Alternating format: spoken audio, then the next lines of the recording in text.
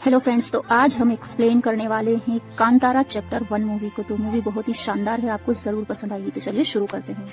तो कांतारा मूवी की शुरुआत ठीक आखिरी पार्ट के इवेंट से ही शुरू होती है, जहां पर छोटा शिवा अपने बड़े बुजुर्गों से ये पूछता है कि मेरे पिता इसी जंगल में इसी कांतारा स्पॉट पर गायब क्यों हुए थे। तब वे एक दंत कथा सुनाते हैं जो कि उनके ही पूर्वजों की थी, जिसका नाम ही कांतारा चैप्टर 1 है। यहाँ से कहानी 1500 से 1700 साल पहले जाती है। बात होती है कदम्ब राजवंश की, जब कांतारा में भगवान के गण आए हुए थे, यानी कि शिव के गण, जिन्हें देव कहा जाता है, जिनमें पंजुली देव, गुलिका देव, माता का बाघ यानी कि बाघ देव। लोगों का कहना था कि गुलिका और पंजुली पहले जमीनों के लिए लड़ाई कर रहे थे, लेकिन अंत में माँ दुर्गा ने वहाँ आकर सब कुछ ठीक कर दिया था। और फिर गुलिका खुद पंजुली दयालु लोग हैं, लेकिन गुलिका लोग दयालु नहीं हैं। गुलिका बहुत ही खतरनाक लोग हैं, वे कभी किसी को माफ नहीं करते। कहानी के आखिरी पार्ट से हमें पहले ही ये सब कुछ पता है। अब कदम्ब राजवंश में कांतारा की सीमा पर बांग्रा के राजा को दिखाया जाता है, जो कि बहुत ही ज्यादा रूडली था। कांतारा के जंगल में देव और अलौकिक शक्तियाँ रहती हैं। वहाँ से थोड़ी ही दूरी पर रहने वाले लोग, जिनमें से वेदी नाम की एक लड़की को एक खास किस्म का पत्थर मिलता है, जो कि देव ही थे, और गांव के लोग उन्हें वहां पर स्थापित करवाते हैं और उनकी पूजा करने लगते हैं। लेकिन विजेंद्र बहुत ही बुरा राजा था। वो कांतारा के लोगों पर बहुत ही जुल्म किया करता, उनसे मजदूरी करवाता, वो उन्हें बहुत पीड़ा देता था। सभी लोगों ने देव से प्रार्थना की, और फिर मेकारा नाम का एक बुजुर्ग होता है, वो राजा की आंखों में आंखें डालकर उसे उकसाते हैं, और वे राजा को कांतारा में मिलने वाले मसाले और गांजे के बारे में बताते हैं, जिससे कि राजा कांतारा में बहुत ही अंदर चला जाता है। और यही मेकारा की चाल होती है, जो कि राजा को फंसाने की चाल थी। अब राजा अपने बेटे राजशेखरा और सैनिकों के साथ कांतारा जंगल में आग लगवा देता है। जिस पेड़ पर राजा ने आग लगाई थी, वो पेड़ जंगल नहीं था, बल्कि वो गण थे, देवताओं के गण। और अब इस भव्य नजारे को देखकर राजा को अपनी मौत साफ नजर आ रही थी। सैनिकों को भैंसे कुचल देती है, जो कि गुलिका देव से जुड़ी होती हैं, और राजाओं को खुद देव खत्म कर देते हैं, जो कि बहुत ही खतरनाक नजारा होता है। यानी कि देव की आकृति बस एक आग की तरह दिखाई देती है, जिन्होंने राजा को बुरी तरह से खत्म कर दिया। जहाँ पर देव पंजुली एक व्यक्ति के अंदर आ जाते हैं और उन्हें तेज आवाज में वार्निंग देते हैं। वो कहते हैं कि इस धरती पर अधर्मी जो भी आएगा, वे उसके रक्त से इस जमीन को शुद्ध करेंगे। और यहाँ पर हम देख पाते हैं कि मेकारा एक बहुत ही ज्यादा रहस्यमयी इंसान है, और यहाँ पर बचने वाला एक ही इंसान होता है, जो कि राजा का बेटा राजशेखरा होता है, जिसे काफी सारी चोट आई थी, लेकिन वो डरते डराते अपने राजमहल पहुँच जाता है। राजशेखरा बहुत ही ज्यादा बेहोशी की हालत में अपने घर पर गया था, जिसे देव ने बच्चा समझकर जाने दिया। जैसे जैसे राजशेखरा बड़ा हुआ, कांतारा का वो मंजर उसकी आंखों के सामने आता और वो बहुत ज्यादा डर जाता। उसके राज्य का कोई भी इंसान कभी भी कांतारा के अंदर नहीं गया, वो इसलिए कहीं देवों का प्रकोप राज्य के ऊपर ना उतर जाए। खैर, इसके बाद राजशेखरा के 2 बच्चे होते हैं, जिसमें से एक लड़का होता है और दूसरी लड़की होती है। जिसमें से एक बच्चा ऐसा होता है जिसके हाथ पैर काम नहीं कर रहे थे, और राजशेखरा उस बच्चे को छोड़ने वाला था, मगर एक चमत्कार होता है और बच्चा अचानक से ठीक हो जाता है। इसके बाद काफी साल बीत चुके थे और कांतारा के लोग काफी अच्छे से रह रहे होते हैं। कहा जाता है कि कांतारा का मध्य बिंदु बहुत ही खतरनाक है, जहाँ पर ब्रह्म राक्षस और देवगण रहते हैं, और यही रीजन है कि कांतारा में रहने वाले लोग कभी भी उसके मध्य बिंदु पर नहीं जाते, क्योंकि ब्रह्म राक्षस की कहानियाँ दूर दूर तक फैली हुई थी। अब कांतारा के लोगों को गुफा के अंदर एक बच्चा मिलता है, जिसके आसपास बाघ देव घूम रहे होते हैं उसकी सुरक्षा के लिए। अब ये बच्चा किसका था, कहाँ से आया था, इसके बारे में किसी को कुछ भी जानकारी नहीं थी, लेकिन वेदी इस बच्चे को अडॉप्ट कर लेती है, जिसे वही शिवलिंग मिला था, और इस बच्चे का नाम वो बेर में रख देती है। और ये कपल्स ही शिवा के पूर्वज थे, जिन्होंने इस बच्चे को अडॉप्ट किया था, और इसीलिए इनके परिवार के लोग कोता कोला नृत्य किया करते। अब दूसरी तरफ बांग्रा राज्य में, राजशेखरा के राज में, उसका बेटा कुलशेखरा और उसकी बेटी कनकवती दोनों ही बड़े हो जाते हैं। राजशेखरा अपने बेटे कुलशेखरा को राजा घोषित कर देता है, जो कि इतना ज्यादा अय्याशियों में डूबा रहता है, जो कि भगवान और उनके आशीर्वाद को तक नहीं लेता। साथ ही वो अपने गुरुजनों और अपने बड़ों का अनादर करता है। कुल मिलाकर समझ आता है कि राजपाट अब गलत हाथों में आ गया था, जहां शेखरा अपने दोस्त भूपेंद्र को राजमंत्री बना देता है। राजशेखरा अच्छे स्तर पर अपने दोस्त साथियों को ही रखता है, यानी कि योग्य लोग यहाँ पर अच्छी पोजीशन पर नहीं थे। इन सब चीजों से कुलशेखरा के पिता राजशेखरा बिल्कुल खुश नहीं थे। जहाँ सभा के अंदर वो मदिरा पान करके ही आता था। साथ ही कुलशेखरा कांतारा की कहानियों में जरा भी यकीन नहीं करता। एक दिन कुलशेखरा सैनिकों के साथ जंगल में शिकार करने चला जाता है, लेकिन वे लोग ज्यादा अंदर नहीं जाते। वे बस कांतारा के जंगल में बाहर बाहर ही घूमते हैं। यहाँ समझने वाली बात ये थी कि थोड़ा बहुत डर तो उसके अंदर भी था। खैर, ये दो जानवरों का शिकार करते हैं, लेकिन कोई उन्हें खींचकर ले जाता है, जिससे सैनिकों के अंदर भय पैदा हो जाता है। यानी कि सैनिकों को कुछ ऐसा मालूम था जिस पर राजा को विश्वास नहीं था। अचानक से एक सैनिक को भी कोई खींचकर वहाँ से ले जाता है, जिसके डर के मारे कुलशेखरा और उसके दोस्त वहाँ से भाग जाते हैं और वहाँ पर सिर्फ सैनिक ही बचते हैं। तभी वहाँ पर हम कांतारा के ट्राइबल लोगों को देखते हैं, जो कि एक सैनिक चन्ना को छोड़कर बाकी सभी सैनिकों को मार डालते हैं। ये ट्राइबल वॉरियर्स कोई और नहीं बल्कि बेरमे और उसके साथी ही होते हैं, यानी कि बेरमे ही इनका रक्षक था। बेरमे की शक्तियाँ साधारण लोगों से काफी ज्यादा थी। अब बेरमे और उसके साथियों ने अपनी पूरी लाइफ में सिर्फ जंगल ही देखा था। अब बेरमे और उसके साथियों के अंदर ये जिज्ञासा पैदा होती है कि वे भी राजमहल देखेंगे, वहाँ के लोग कैसे रहते हैं, उनके तौर तरीके क्या हैं। अब बेरमे और उसके साथी मारे हुए सैनिकों के कपड़े पहनकर पहली बार बांगरा में घुसते हैं, जहाँ पर चन्ना ही इन्हें लेकर आया था। जहाँ बेरमे को सब कुछ पसंद आ रहा होता है, लेकिन सिर्फ एक चीज उसे पसंद नहीं आती। यहाँ के जो लोग थे वो मजदूरी कर रहे थे और साथ ही वे कैदी थे, जो कि एक टाइम पर कांतारा के ही लोग हुआ करते थे। जबकि यहाँ से बचकर भागने वाला शुरुआत का एक ही आदमी था, जिसका नाम जब्बा था, जो कि बेरमे और वहाँ की जनजाति का खास भी था। जब्बा ने बेरमे को बताया था कि वो राजा से दूर रहे। साथ ही उसने ये भी कहा था कि तुम कभी राजा से मत उलझना। मगर बेरमे के बिलीफ बिल्कुल अलग थे। बेरमे को राजकुमारी कनकवती नजर आती है और वो उसकी खूबसूरती पर फिदा हो जाता है। बेरमे को राजकुमारी कनकवती से प्रेम हो जाता है, लेकिन तभी होता ये है कि एक मधुमक्खी के छत्ते को गलती से एक कारीगर छेद कर देता है, जिससे गुस्से में भरी हुई मधुमक्खियां वहाँ के लोगों पर हमला कर देती है। बेरमे राजकुमारी कनकवती को मधुमक्खियों से बचाने के लिए खुद को और राजकुमारी को एक कपड़े में लपेट देता है।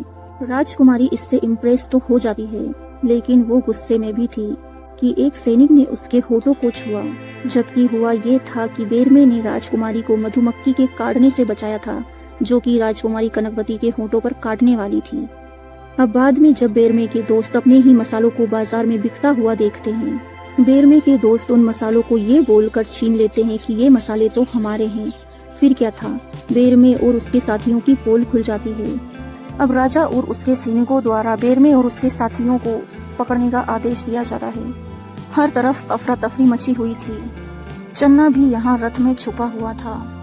ये लोग रथ की सवारी करके काफी खुश थे, क्योंकि उन्होंने जंगल में तो ये सारी चीजें कभी नहीं देखी थी। लेकिन आखिर में रथ को रोककर इन्हें बचा लिया जाता है और इन्हें पहाड़ से नीचे गिरने से रोक लिया गया था और आखिर में ये लोग पकड़े जाते हैं।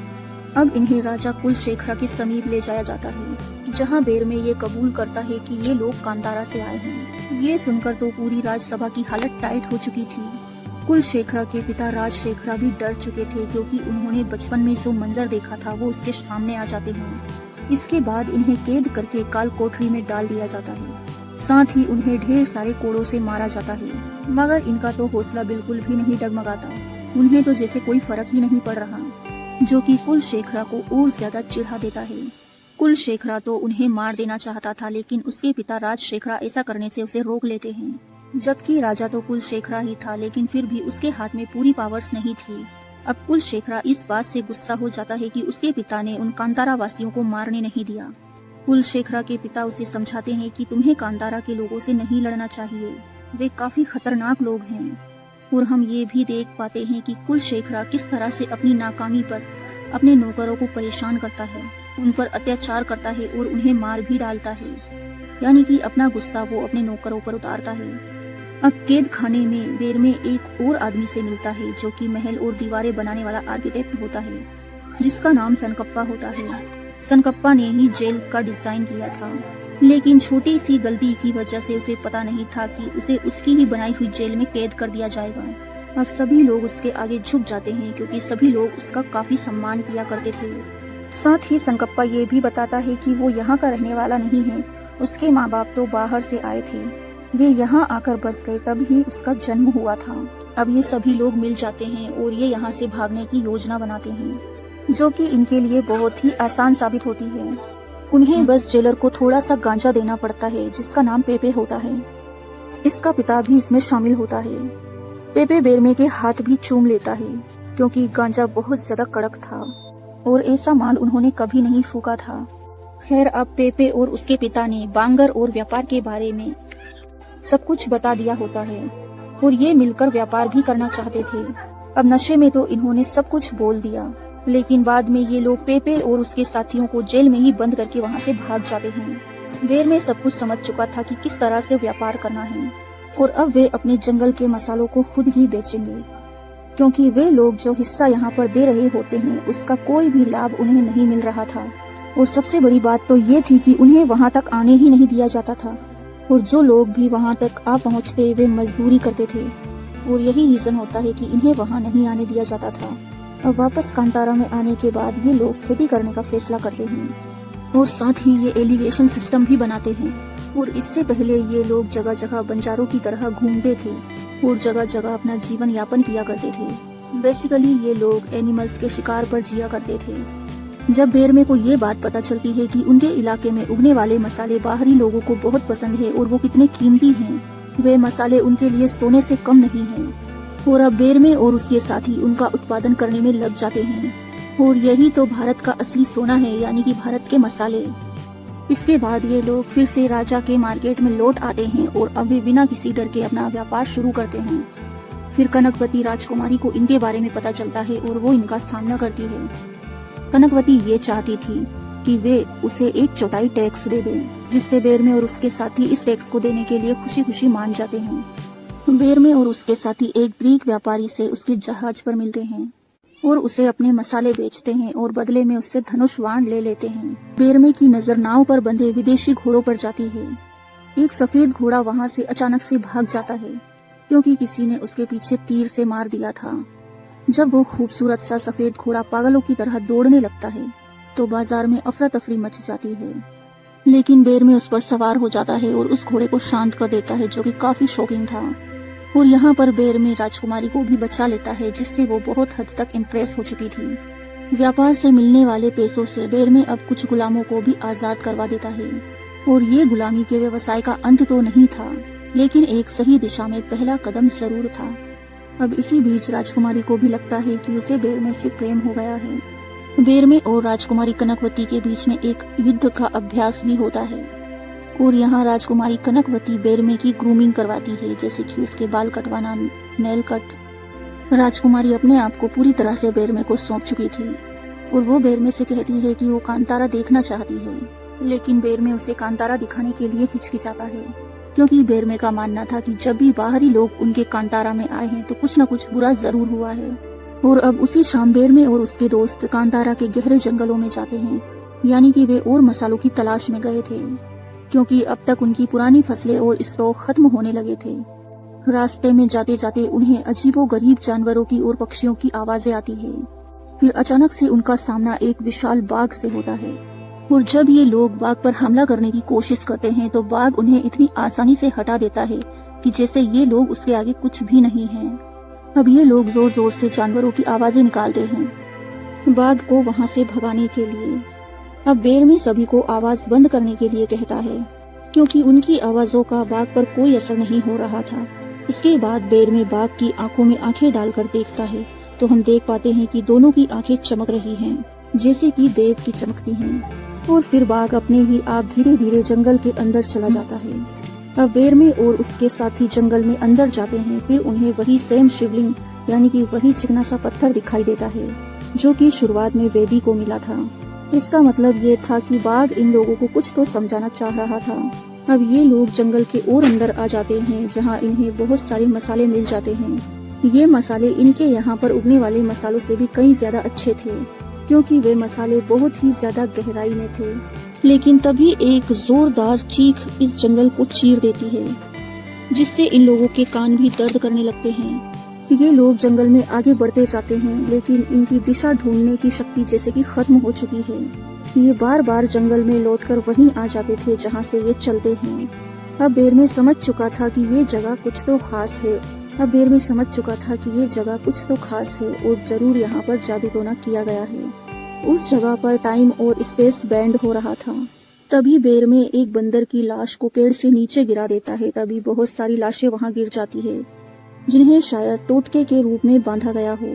और अब बेरमे समझ चुका था कि इसी वजह से इन्हें दिशा का भ्रम हो रहा था। लेकिन दिशा मिलते ही उन पर दूसरी जाति के लोगों का हमला हो जाता है। ये लोग दूसरे थे। बेरमे और उसके साथी और दूसरे लोगों के बीच भयंकर लड़ाई होती है। यहाँ पर बेरमे जीतने ही वाला होता है कि तभी दूसरी जाति के लीडर का बेटा बेरमे और उसके साथियों को छोटे छोटे बंदरों से घिरवाकर उन्हें कटवा देता है, जैसे कि वो इन्हें कंट्रोल कर रहा हो। अब जैसे ही बेरमे मरने ही वाला होता है, तभी वो बाघ वहाँ आ जाता है। वो बाघ बहुत ही आसानी से बेरमे के दुश्मनों का खेल खत्म कर देता है और वो बाघ लीडर के बेटे को मारकर अपने साथ ले जाता है। असल में वो बाघ देव होते हैं, जो कि बेरमे की मदद करने आए थे, क्योंकि असल में किसी जानवर की आंखें कुछ इस तरह से ग्लो नहीं करती। और ये वही बाघ होता है जो बचपन में बेरमे को गुफा में सुरक्षा दे रहा था। ये कोई आम बाघ नहीं था, बल्कि ये एक देव थे। अब ये दूसरी जाति के लोग अपने मृत साथियों को वहाँ से ले जाते हैं और बेरमे अपने मृत साथी को लेकर वापस आता है। बेरमे की जाति वाले लोग उससे काफी ज्यादा गुस्से में थे, क्योंकि उन्होंने बेरमे से जंगल में जाने के लिए मना किया था, लेकिन उसने किसी की नहीं सुनी। और तभी हमें इन नए जाति के लोगों का पता चलता है। ये असल में अधर्मी लोग थे। ये लोग देवताओं की पूजा करने की बजाय उनकी शक्तियों को अपने फायदे के लिए यूज करना चाहते हैं। शुरुआत में तो ये सिर्फ ईश्वर के मधुवन में रहना चाहते थे, लेकिन जब ये लोग देव के पास गए तो देव ने इनके गलत इरादों को भांप लिया और इनके लीडर को वहाँ से फेंक दिया। और जो देव की शक्ति थी वो इन लोगों की सोच से भी कहीं ज्यादा थी। इन्हें देव की शक्तियाँ भा जाती है। अब इन लोगों ने छोटे छोटे जानवरों की हेल्प से काला जादू करके देव को बाधित किया। इन्होंने इस जंगल में जो छोटे छोटे जानवर थे उन्हीं की लाशों से देवों को बाधित कर दिया। गांव के लोग इससे बीमार पड़ने लगे और जानवर मरने लगे थे, क्योंकि देव की शक्तियों को बाधित कर दिया गया था। और जब देव को पूजने वाले रियल कांतारा को इसकी भनक पड़ी तो उस बाघ को सुप्रीम देव यानी कि दुर्गा माँ ने भेजा था उन्हें सजा देने के लिए, जिसके चलते इन्हें जंगल में खदेड़ दिया गया। और तभी से ये लोग वहाँ पर रह रहे थे। लेकिन वहाँ रहकर इन लोगों ने कुछ काली शक्तियाँ हासिल की। जब बेरमे वहाँ पर गया था तो वहाँ पर टाइम स्पेस बैंड हो रहा था और वहाँ काफी अलग सी आवाज भी आ रही थी। और वो सारा कुछ काले जादू का असर था। और ये अधर्मी लोग आज भी देव को हासिल करना चाहते हैं, क्योंकि उनके लिए उनकी शक्ति से ऊपर कुछ नहीं था। आसान सी बात है कि भगवान की शक्ति तो सबसे ऊपर है, लेकिन देव की शक्ति यहाँ धरती पर काफी ज्यादा थी। सबसे बड़ी बात तो ये है कि बेरमे ने एक बंदर को आजाद किया था, जिसके बाद काफी सारे जानवरों की लाशें नीचे गिरी थी, तो वहाँ पर काला जादू उसने तोड़ दिया था। और इसी वजह से इन दूसरी जाति के लोगों ने इन पर हमला कर दिया। कदम्ब राजवंश के बांगरा के अंदर कुलशेखरा को पता चलता है कि उसकी बहन का बेरमे के साथ प्रेम संबंध चल रहा है। वो लोग जो कि उसके दुश्मन हैं, उसके साथ उसकी बहन का प्रेम संबंध होने लगा है। और तो और वो उसके ही रियासत के अंदर व्यापार कर रहे हैं। खैर, इसके बाद वो अपने महामंत्री भोगेंद्र और अपने कुछ साथियों को बेरमे और उसके साथियों को मारने के लिए भेजता है। लेकिन हम देख पाते हैं कि बेरमे और उसके साथी उल्टा भोगेंद्र और उसके साथियों को मार मार कर वहाँ से भगाते हैं। इससे कुलशेखरा बहुत ज्यादा परेशान हो जाता है, क्योंकि उसने इनको पीट पीट कर इनका भरता बना दिया था। अब बेरमे और उसके साथी ये घोषणा कर देते हैं कि अब बाजार उनका है और बंदरगाह भी उनका है, और अब वे कोई टैक्स नहीं चुकाएंगे। वे अब खुलकर व्यापार करेंगे, क्योंकि ये जगह उनके देव की है और मसाले भी उन्हीं के हैं। तो राजपाट वालों को टैक्स किस बात का दें। और कांतारा पार्ट 1 में पंजुली देव ने ये कहा था कि जहाँ तक उनकी आवाज जाएगी, राजा को वो जमीन गांव वालों को देनी होगी, क्योंकि शुरुआत में जमीन के चक्कर में ही गड़बड़ हुई थी और जमीन की वजह से ही सारी लड़ाई हुई। इधर कुलशेखरा गुस्से में आकर अपने पिताजी पर आरोप लगाता है उसका कहना था कि उसके पास राजगद्दी होने के बाद भी शक्तियां उसके पापा पर है, जबकि उसे पूरी ताकत देनी चाहिए थी। लेकिन यहाँ कुलशेखरा के पिता उसे समझाते हैं कि यहाँ तुम्हारी गलती है, तुमने कांतारा के लोगों के साथ में झगड़ा क्यों किया।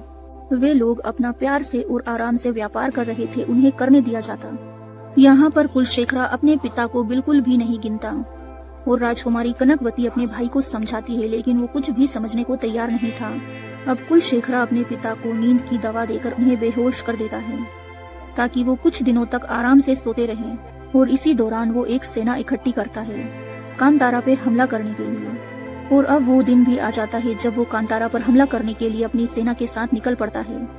अब ये लोग जंगल के अंदर घुस जाते हैं, जहाँ कुलशेखरा के आदमी पेड़ों में आग लगा देते हैं और वो बेरहमी से वनवासियों को मारने लगते हैं। वो ना ही बच्चों को छोड़ रहे थे और ना ही महिलाओं को। किस्मत से बेरमे और उसके साथी काफी दूर होते हैं और वे मसाले ढूंढने गए हुए थे, और जब वे महिलाओं के चिल्लाने की आवाज सुनते हैं तो वो दौड़ते हुए उनकी हेल्प के लिए आते हैं। मगर बेरमे थोड़ा सा लेट पहुंचता है। बेरमे 2-4 सेकंड ही लेट हुआ था, इतने में तो कुलशेखरा ने उसकी गोद ली हुई माँ की गर्दन काटकर उसे मार डाला था। ये बेरमे के लिए बहुत ही शॉकिंग सीन था। बेरमे ये देखकर बुरी तरह से रोने लगता है। बेरमे को सबके सामने बहुत ही ज्यादा अकेला फील हो रहा था। इसके बाद अब वो उसी जगह से गुजरता है जहाँ से शिवा के पिता और शिवा खुद गायब हुआ था, यानी कि यहाँ एक गुफा जैसा सिस्टम था और देव खुद यहाँ पधारे थे। अब इस गुफा में से देव बेरमे को पजेस कर लेते हैं, और अब बेरमे के अंदर जो गुलिका आए थे उनकी गोद में अब वेदी थी, जो कि अब खत्म हो चुकी थी। और यहाँ गुलिका कहते हैं कि मेरी बच्ची तो अब मेरी गोद में आ गई।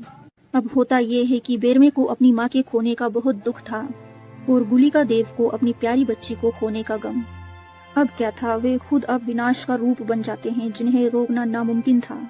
गुलिका देव सैनिकों को मारकर उन्हें कपड़ों की तरह धो डालते हैं और आखिर में वे कुलशेखरा को भी खत्म कर देते हैं। और सभी वनवासी गुलिका देवताओं को खाना खिलाते हैं, लेकिन वो खाना नहीं खाते। उनका कहना था कि वो कुलशेखरा का मांस खाना चाहते हैं। इसी तरह कुलशेखरा का वध हो जाता है।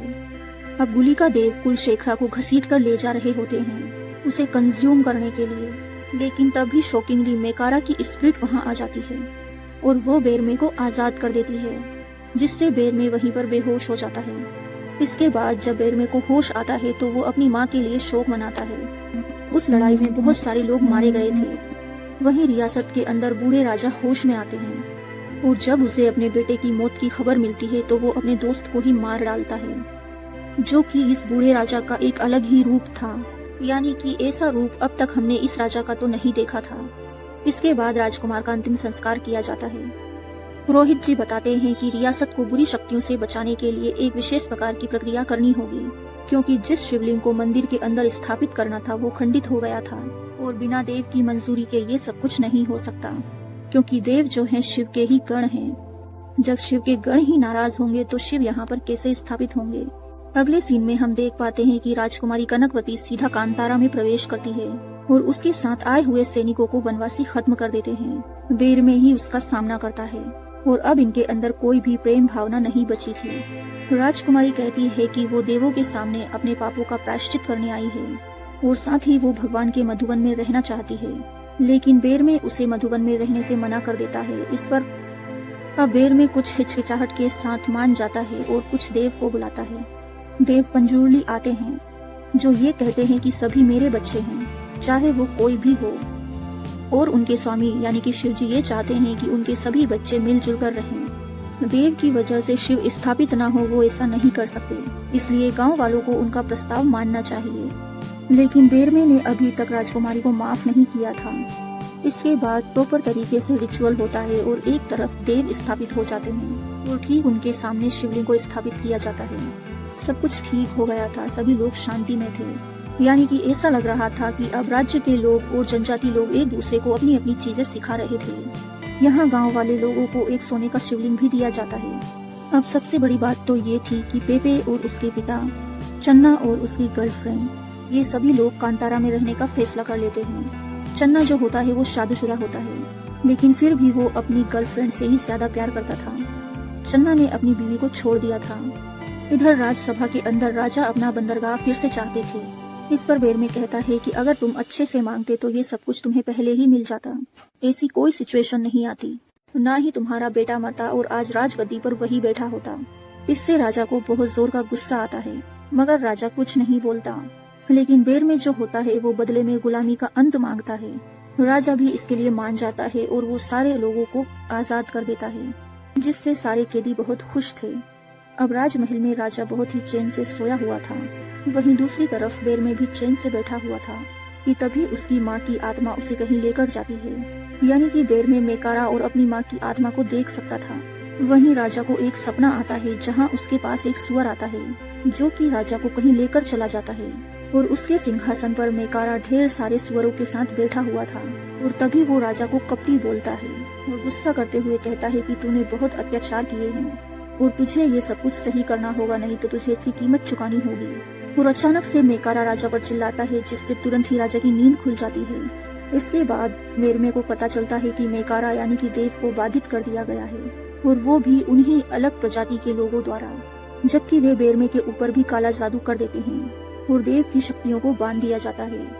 अब जब बेरमे को पता चलता है तो वो देखता है कि गांव के अंदर फिर से वही सेम बीमारी आ गई थी, जहां कई सारे बच्चे मारे गए थे। देवों को बांधने की वजह से इस गांव की सुख समृद्धि सभी कहीं चली गई थी। और तभी बेरमे को याद आता है कि ईश्वर का मधुबन बोलने वाले यही सेम प्रजाति के लोग थे और राजकुमारी ने और उसके पिता ने और कुलशेखरा ने सेम यही बात बोली थी। और फ्रेंड्स, अब यहाँ खुलते हैं इस कहानी के राज। तो कांतारा चैप्टर 1 में अब तक की ये सारी चालाकियां थी, जिसका मकसद था देवों की शक्तियों को बांधना, जिससे देव कांतारा के लोगों की मदद ना कर पाए। राजकुमारी कनकवती का प्यार बेरमे के लिए एक ड्रामा था और ये बात भी पता चलती है कि राजकुमारी ने अधर्मी लोगों को अपने साथ मिला लिया था जो कि कांतारा के दुश्मन थे। और बचपन में जिस बच्चे को ठीक किया गया था वो कोई और नहीं बल्कि कनकवती ही थी और इन अधर्मी लोगों ने काले जादू से कनकवती को ठीक किया था, मतलब कि वो कोई चमत्कार नहीं था। और बचपन से राजकुमार शेखरा भी कांतारा वासियों से बदला ही लेना चाहता था, क्योंकि उसे अपने पिता का बदला लेना था, क्योंकि ये सब कुछ एक प्लान के हिसाब से किया गया था। लेकिन अब काले जादू से देव को फिर से बाधित कर दिया गया और मेकारा भी एक दैविक शक्ति ही है जो कि शिव के गणों में से ही एक थे। अब जितने भी देव यहाँ होते हैं उन्हें बंदर या नेवले घेर लेते हैं, जिससे उनकी शक्तियाँ बाधित हो जाती है। ये भी हो सकता है कि उन बंदरों को भी कंट्रोल किया गया हो। सभी जानवर देवों से प्रेम करते थे और जिससे हम प्रेम करते हैं उसी से हम कंट्रोल हो सकते हैं। देव तो सभी से प्रेम करते हैं और शायद यही वजह रही कि वो इन जानवरों से बाधित हो गए। इसके बाद युद्ध की शुरुआत होने वाली थी, लेकिन राजा और राजकुमारी तुरंत ही युद्ध में नहीं उतरते। राजकुमारी कनकवती सिंहासन पर बैठती है और अब असली पावर उसके हाथ में थी।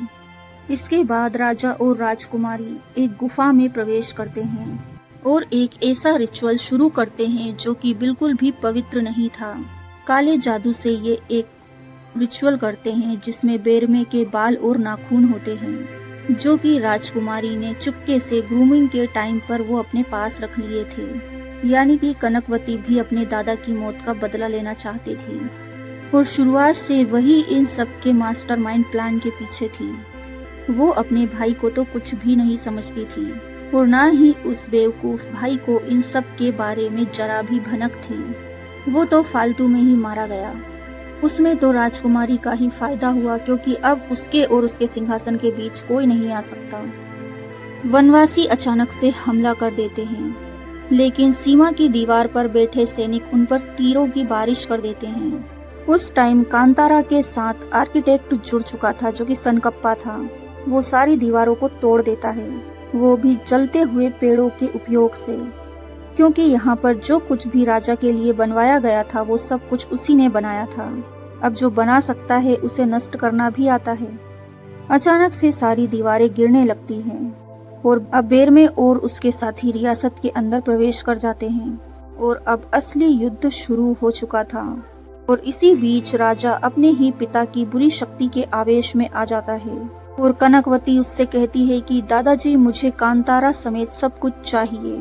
मतलब कनकवती ही थी जो यहाँ का सब कुछ चाहती थी। अब उसके ही पिता के अंदर उसके दादाजी की काली शक्तियां आ चुकी थी।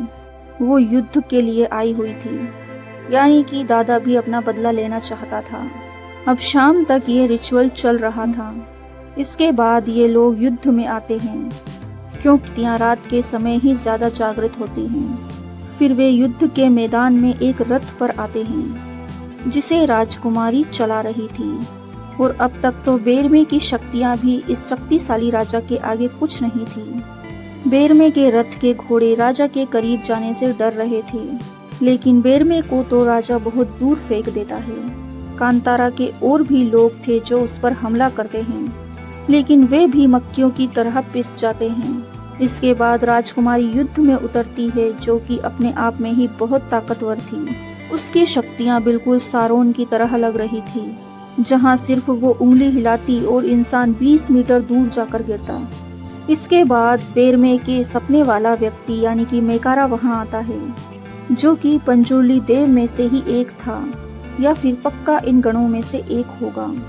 मेकारे बेरमे से कहता है कि देवों को छुड़वाओ, तब तक मैं इन्हें अपनी जादुई छड़ी से कंट्रोल करता हूँ। अब बेरमे भागते हुए उसी कुएं के पास पहुँचता है, जो कि एक तरह की गुफा थी। लेकिन अब तक मेकारा की शक्तियां कमजोर पड़ चुकी थी। जो छड़ी उसके पास थी, उसकी शक्तियां खत्म हो जाती है और राजकुमारी तुरंत ही मेकारा में छुरा घोंप देती है और वो वहीं खत्म हो जाता है।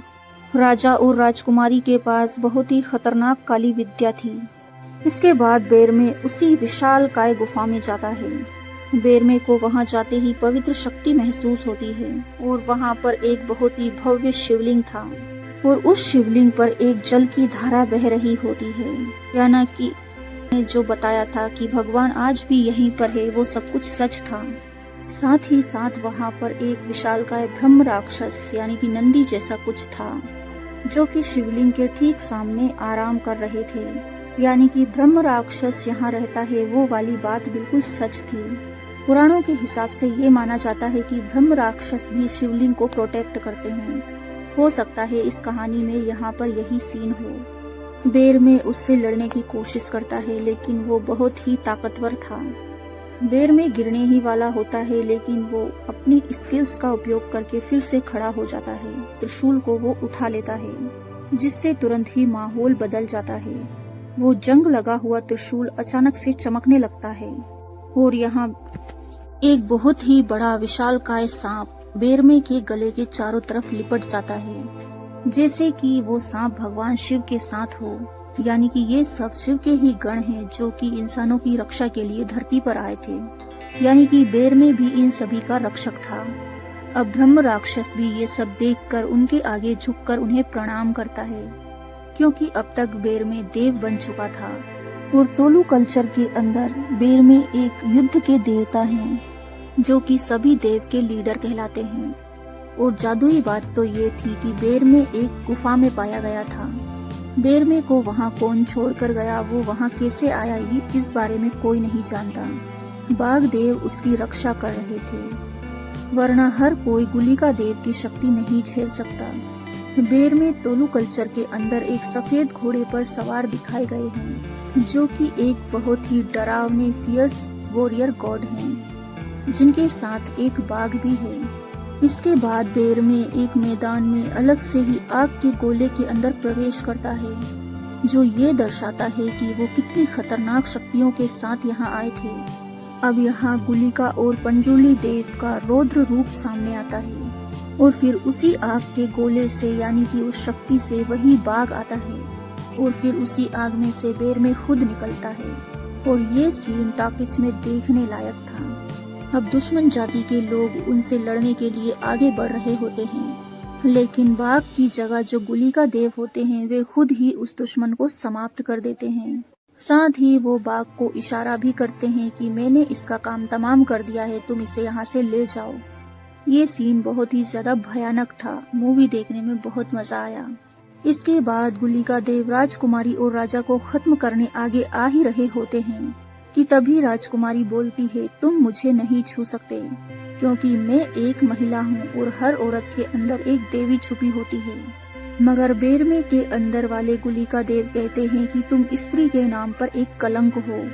और अब वो ये भी बताता है कि उसके अंदर अब देवी चामुंडा का प्रवेश होने वाला है, जो कि उनकी बड़ी बहन है और ही इसको खत्म करेंगी। मैं तुम्हें बिल्कुल नहीं मारूंगा, जो कि एक क्रोध और न्याय का रूप है। थोड़ी ही देर में चामुंडी देवी बेरमे के अंदर प्रवेश कर जाती है और वो 1 सेकंड में ही राजकुमारी की गर्दन मुर्गी की तरह तोड़ देती है। तभी राजा गुस्से में आकर त्रिशूल पकड़ने ही वाला होता है कि देवी तभी तुरंत ही उस राजा का वध कर देती है, जिससे सभी काफी खुश थे, क्योंकि ये रोशनी नहीं बल्कि एक दर्शन था। इसके बाद ये कहानी एक शानदार भूता कोला नृत्य के साथ कांतारा चैप्टर 1 यहीं खत्म होता है, जहां पर हमें पंजुर्ली और गुलिका देव दोनों ही साथ में भूता कोला करते हुए दिखाई देते हैं। साथ ही ये दोनों देवता एक दूसरे की काफी रिस्पेक्ट करते हैं। यानी के बाद गुलिका देव बेरमे को उसी गुफा के अंदर छलांग लगाने के लिए कहते हैं। बेरमे खुशी खुशी छलांग लगा देता है, जिस गुफा से वो निकला था। इसके बाद उन्हें फिर कभी देखा ही नहीं गया, जैसे कि शिवा और उसके पिता के साथ हुआ था। और अब हमें समझ आता है कि आखिरकार वे लोग गायब कैसे होते हैं, क्योंकि ये जगह गण के रहने की होती है। यहाँ पर शिव के गण रहते हैं और यहाँ से कोई गायब नहीं होता, बल्कि शिव में ही समा जाता है। अब यहाँ का सारा खतरा टल चुका था। इसके बाद कहानी फिर से प्रेजेंट टाइम में आती है, यानी कि शिवा ये सारी दंत कथा अपने बुजुर्गों से सुन रहा था। इसके बाद शिवा उनसे पूछता है कि अगर यहाँ पर गड्ढा हुआ करता था, गुफा हुआ करती थी, तो वो कहाँ गई? जिसपे उसके बुजुर्ग कहते हैं कि उसके लिए तो एक और कथा है, जो कि होने वाली है कांतारा चैप्टर 2। इसी के साथ ये मूवी यहीं पर खत्म होती है। मूवी कैसी लगी कमेंट्स करके जरूर बताइए। Thanks for watching.